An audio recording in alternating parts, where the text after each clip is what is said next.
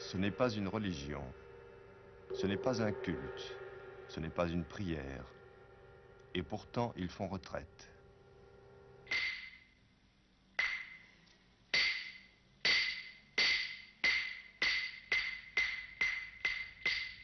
Ce n'est pas une technique, ce n'est pas un exercice, ce n'est pas de la magie.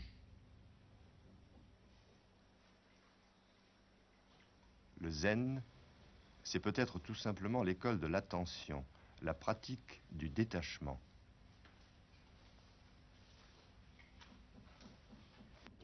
S'il y a glissement de l'attention vers la somnolence, vers le confort, vers l'épaisseur, alors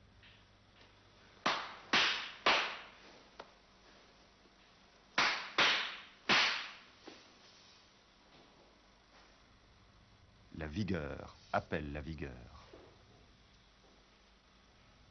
Quant au cérémonial de la salutation mutuelle, il sert la juste disposition d'esprit.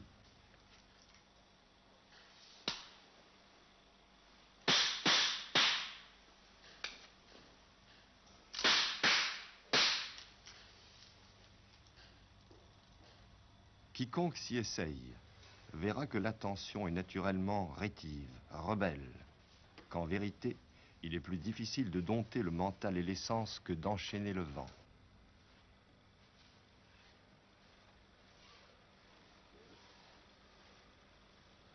Toute parole s'enracine dans le silence dérobé à nos sens par le feu ardent du désir.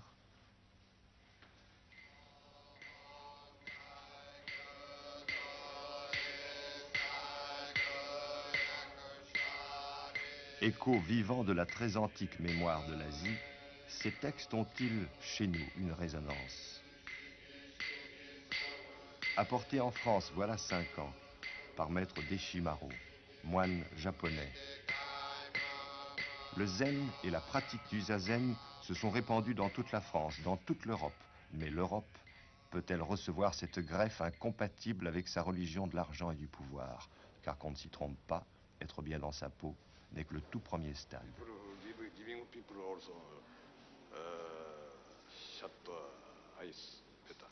Les gens qui donnent le massage aussi, il est préférable pour eux aussi de fermer les yeux.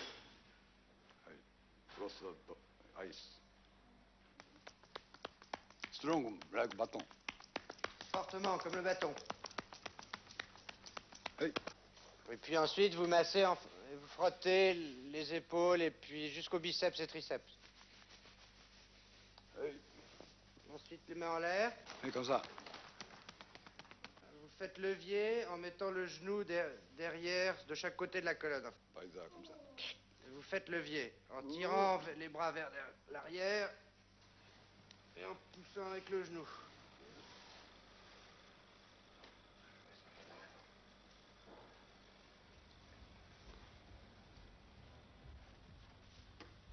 Après zazen, qu'on peut appeler méditation, après la gymnastique de détente, la marche, appelée kinhin. Cette marche est, elle aussi, l'adjuvant d'un esprit alerte, vigilant, disponible.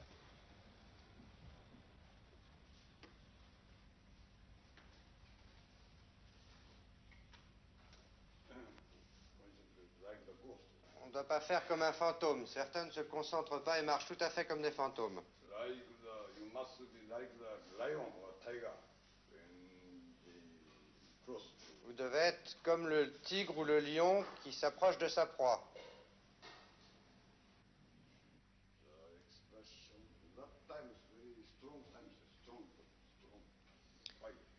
Quand vous faites bien l'expiration profonde, quand vous poussez bien, à la fin de l'expiration, c'est à ce moment-là que vous voyez que le corps est très fort.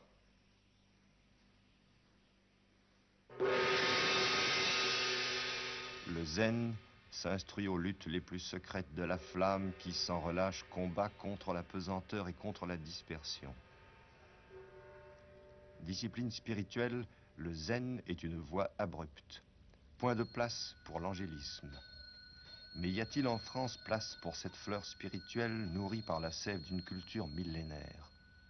Il n'y a pas de zen à bon marché. Qui donc veut descendre dans l'arène et faire face au lion flamboyant?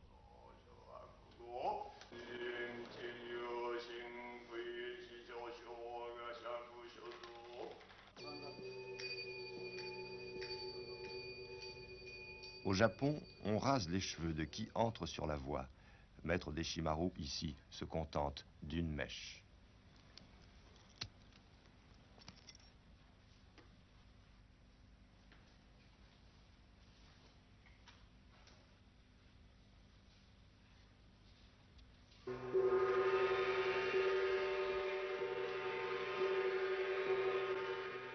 Qu'est-ce que les gens viennent chercher ici, monsieur?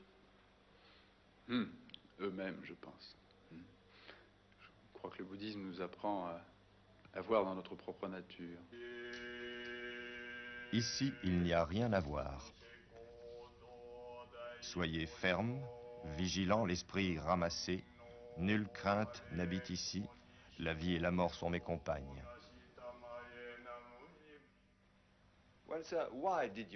Qu'êtes-vous venu faire en France? La France est un pays tout neuf, tout frais. Elle est prête pour une civilisation spirituelle, pour le zen.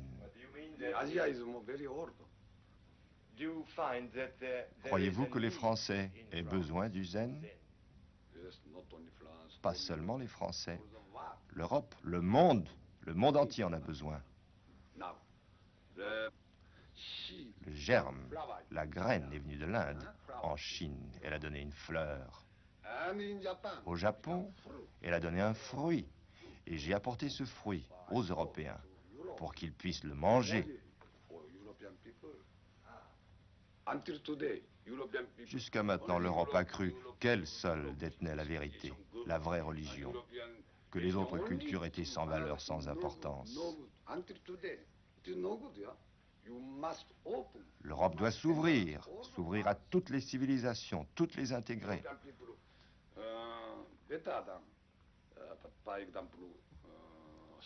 Le socialisme, c'est bien, il a ses mérites. Le capitalisme, c'est bien. Mais le temps est venu de bâtir une nouvelle civilisation. Est-ce que vous comprenez? On a besoin d'une nouvelle vision du monde, une nouvelle représentation du monde, une nouvelle vision. Mais vous, en tant que représentant de la tradition zen, comment considérez-vous le Christ?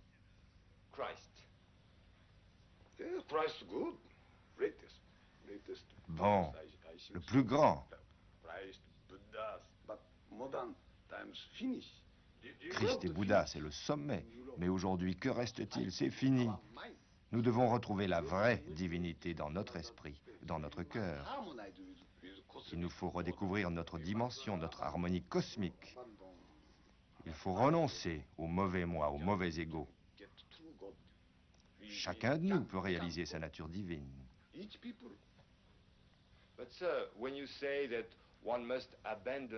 Vous savez, abandonner l'ego, on en parle. Mais ce n'est pas si facile. Non, pas si facile que ça. Mais c'est ce que j'enseigne dans mon dojo.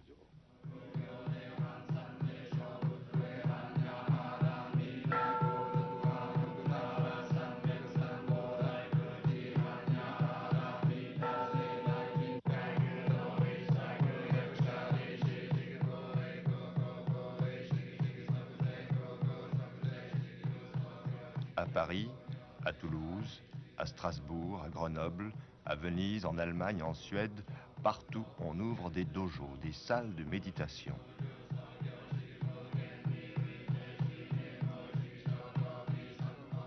Plus tard, beaucoup plus tard, l'histoire dira peut-être s'il s'agit ici d'une floraison éphémère ou d'une greffe durable.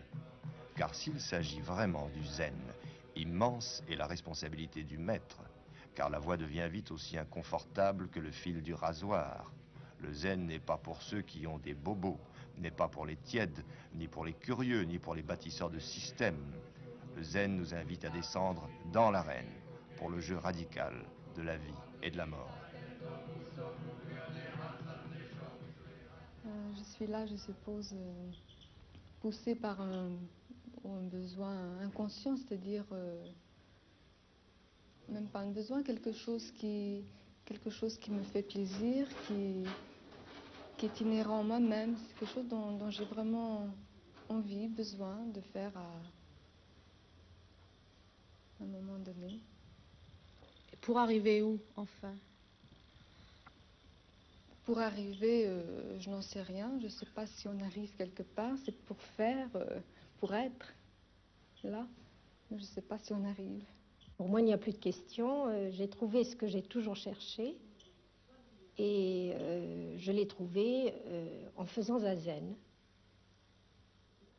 Vous avez un métier extérieur à ce dojo. Comment arrivez-vous à concilier la vie normale de tous les jours et ce recueillement de tous les matins? Mais il est très facile de venir à 7h30 le matin ou même à 9h et de travailler ensuite dans la journée. Et d'ailleurs, le travail, justement, est beaucoup plus facile après avoir fait une séance de zazen parce que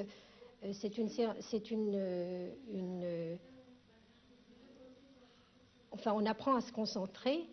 Et alors après, dans tous les actes de la vie, on est beaucoup plus concentré du fait qu'on a fait cet exercice le matin ou même... enfin, c'est pas nécessaire peut-être de le faire tous les jours, mais enfin, on a le désir de le faire parce qu'on se sent beaucoup plus dynamique et beaucoup plus... on se concentre beaucoup plus facilement après. Quelle est votre profession? Je suis psychologue. Avez-vous une famille, des enfants? Oui, j'ai un fils et un mari. Et comment accepte-t-il votre... Oh, très très bien, très très bien.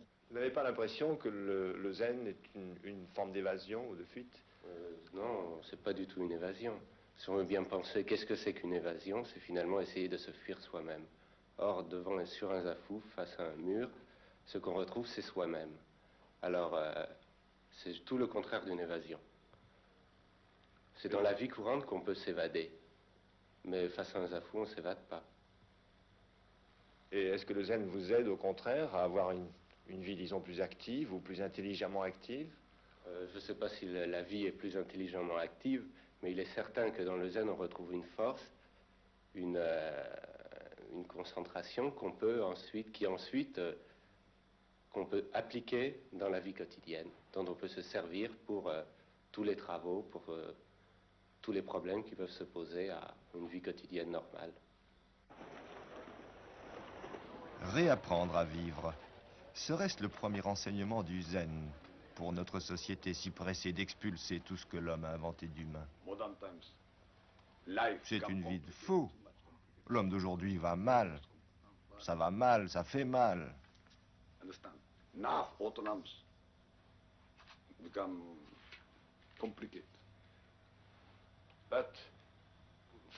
Mais si quelqu'un se présente à vous, vous lui proposez bien un but. Oui, oui, il faut construire. Donner un but est nécessaire. Commencez par proposer un but, comme pour les bébés, les enfants. Pareil pour les pigeons. Pour comprendre, on a besoin d'un peu d'austérité, un tout petit peu de pénitence. Pas d'ascétisme, pas de mortification. Au début, c'est un peu pénible de se maîtriser, de garder une bonne position assise, de se tenir droit, de rentrer le menton. Mais ce qu'enseigne le zen n'est rien d'autre que la condition normale de l'être humain. Aujourd'hui, il y a la tentation de la facilité. Vous voyez l'éducation. On veut du tout cuit, on est mou, mollasson. Un homme, il est debout. Il se dresse pour regarder les étoiles. Aujourd'hui, il veut en retourner à l'état animal.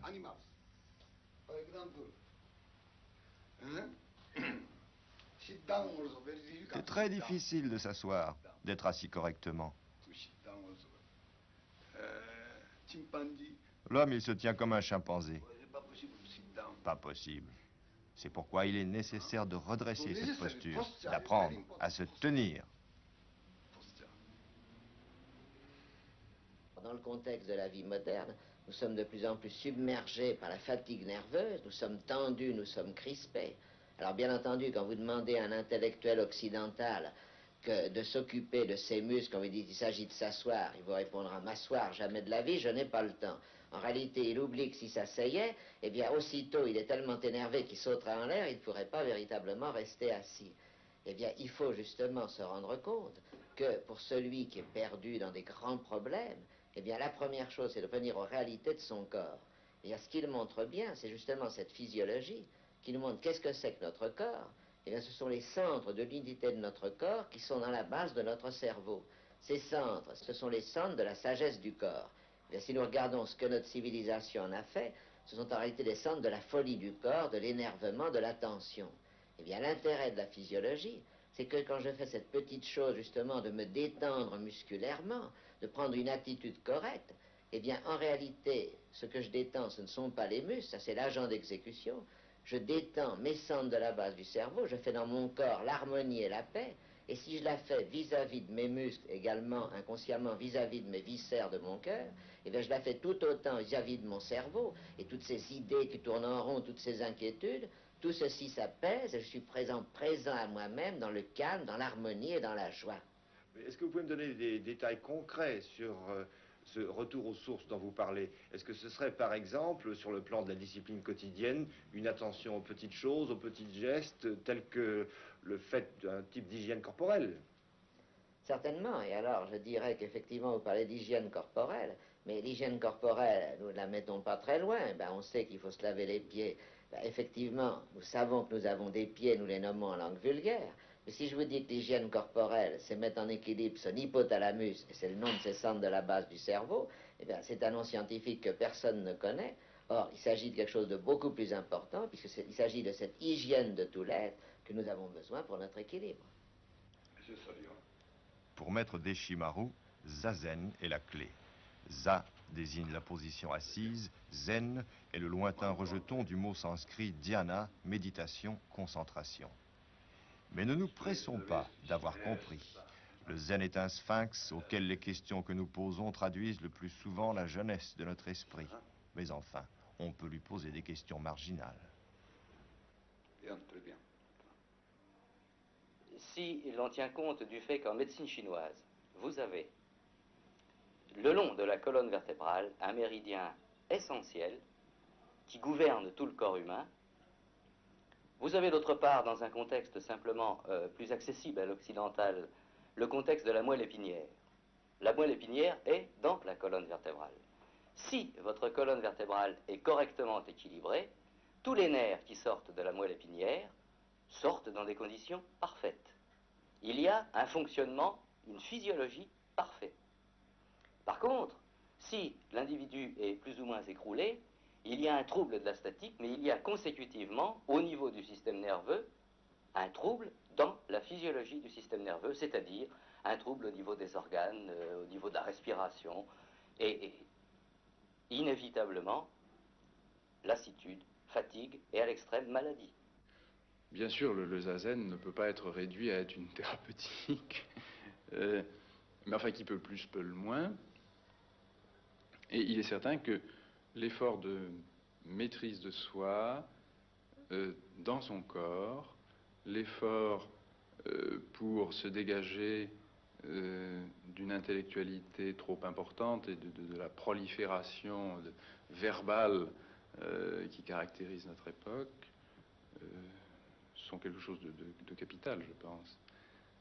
Alors, le zazen peut être utilisé en thérapeutique. D'ailleurs, je le fais. Il m'est arrivé assez souvent d'utiliser, de conseiller la pratique de zazen comme traitement d'état névrotique léger, bien entendu, avec d'ailleurs d'excellents résultats.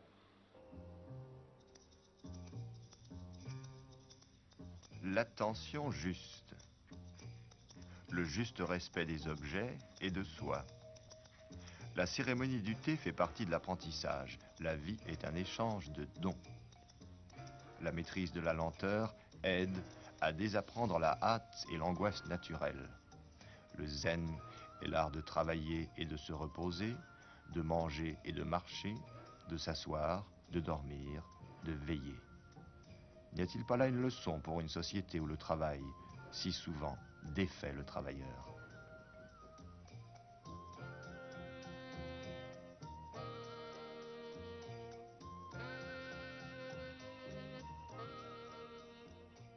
Est-ce que c'est une aide à la concentration?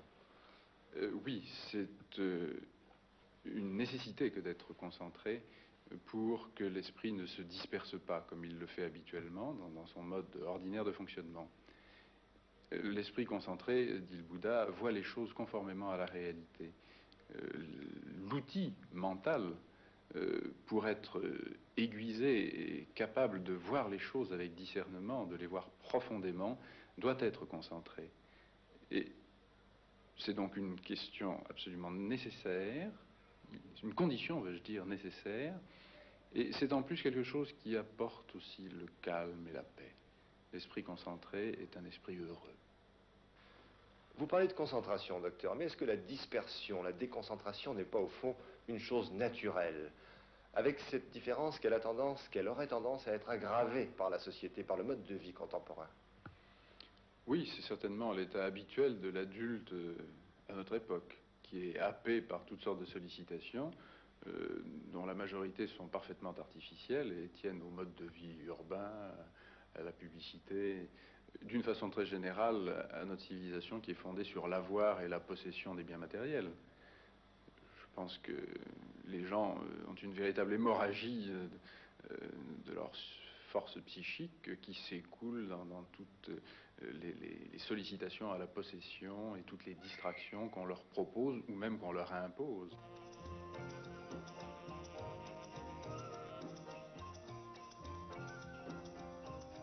Chaque jour à Paris, après la méditation du matin, Deshimaru fait son marché. Il parle à peine le français. Mais tout indique qu'ici comme ailleurs, il se sent chez lui. La boutade aura le sens qu'on voudra. Au fond, il n'enseigne rien d'autre que de se sentir partout chez soi et tout d'abord d'être chez soi, dans sa peau.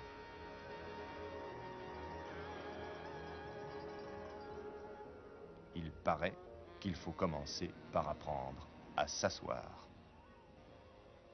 Cette posture fondamentale, il y a des gens qui l'ont conservée. Il y a un petit nombre de gens dont les conditions de vie dans leur enfance, dans leur vie ont été simples, pas trop déformées, et qui l'ont conservée. De temps en temps, je rencontre des gens qui l'ont. Et ça leur donne toujours une efficacité, une autorité et un charme particulier. Ils sont dans la vie comme des chats, en quelque sorte. Ou comme des lions. Ils ont quelque chose que les autres n'ont pas, une unité, une liberté différente. Mais ça, c'est seulement le premier plan de Zazen. C'est-à-dire, je dirais, le plan psychophysique. C'est-à-dire pour être bien dans sa peau et bien pour vivre. Et puis, il y a un deuxième plan qu'on découvre peu à peu pour la pratique et qui, pour Maître Deshimaru, est le plus important. C'est le plan du dépassement de ça.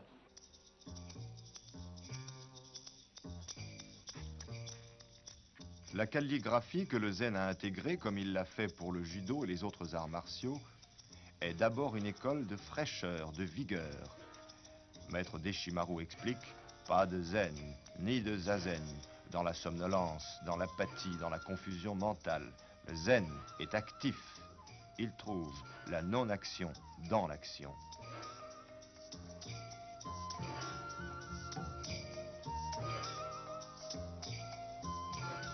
Mais quelle est l'essence de la philosophie du zen? Chaque phénomène est l'essence du zen. Zen, c'est la pratique. Très important, la pratique. Le zen englobe toute chose, la vie et la mort. Une vie, qu'est-ce que c'est? 50 ans? Et le jour où on entre dans le cercueil, alors, les choses importantes ne sont plus si importantes. Le zen, c'est pas un produit de consommation. C'est quelque chose qui est difficile à comprendre et je crois qu'il faut... On peut le comprendre que si on est préparé à le comprendre. On ne peut pas le comprendre comme cela, comme on peut comprendre une réclame ou bien une technique.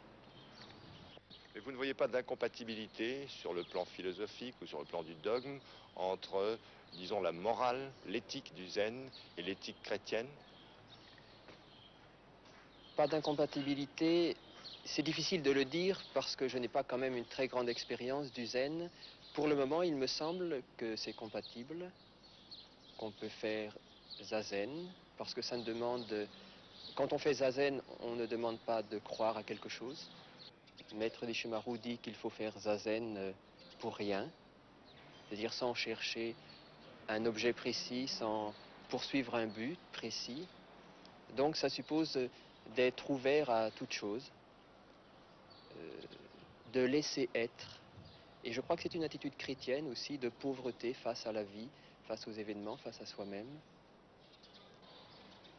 Si on consomme zazen, on risque de se tromper sur ce que l'on consomme, on risque d'être déçu.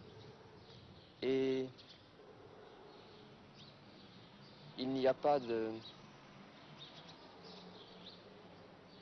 Non, je crois que moins on en parle d'une certaine manière, mieux ça vaut.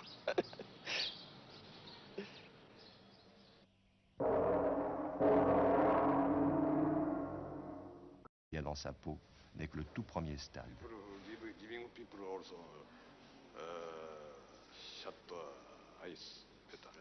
Les gens qui donnent le massage aussi, il est préférable pour eux aussi de fermer les yeux.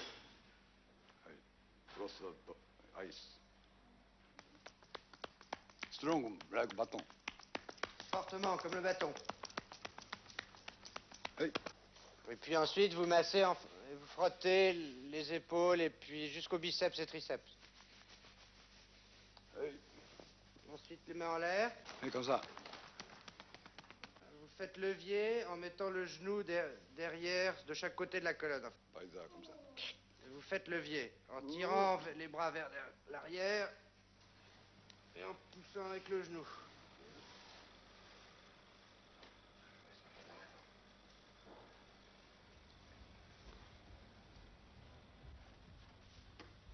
Après zazen, qu'on peut appeler méditation, après la gymnastique de détente, la marche, appelée kinhin. Cette marche est elle aussi l'adjuvant d'un esprit alerte, vigilant, disponible.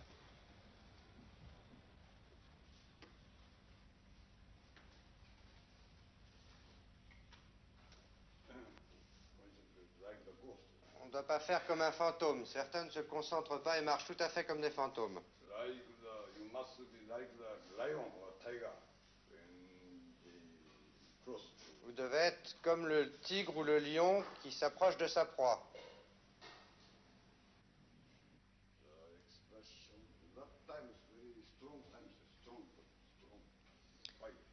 Quand vous faites bien les...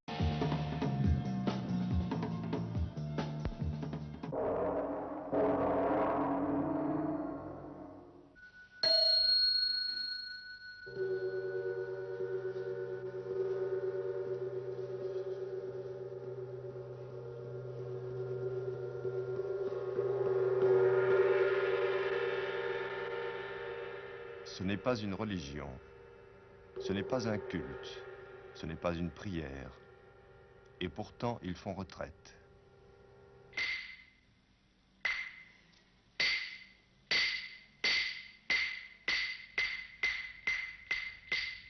Ce n'est pas une technique, ce n'est pas un exercice, ce n'est pas de la magie. Le zen, c'est peut-être tout simplement l'école de l'attention, la pratique du détachement.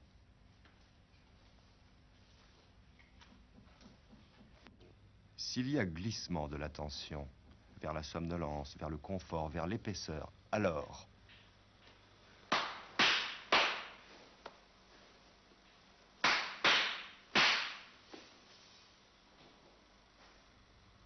la vigueur appelle la vigueur. Quant au cérémonial de la salutation mutuelle, il sert la juste disposition d'esprit.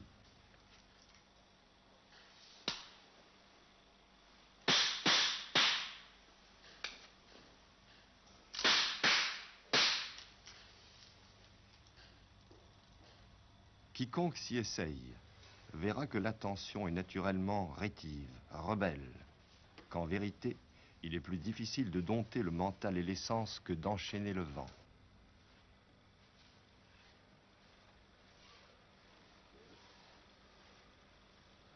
Toute parole s'enracine dans le silence dérobé à nos sens par le feu ardent du désir.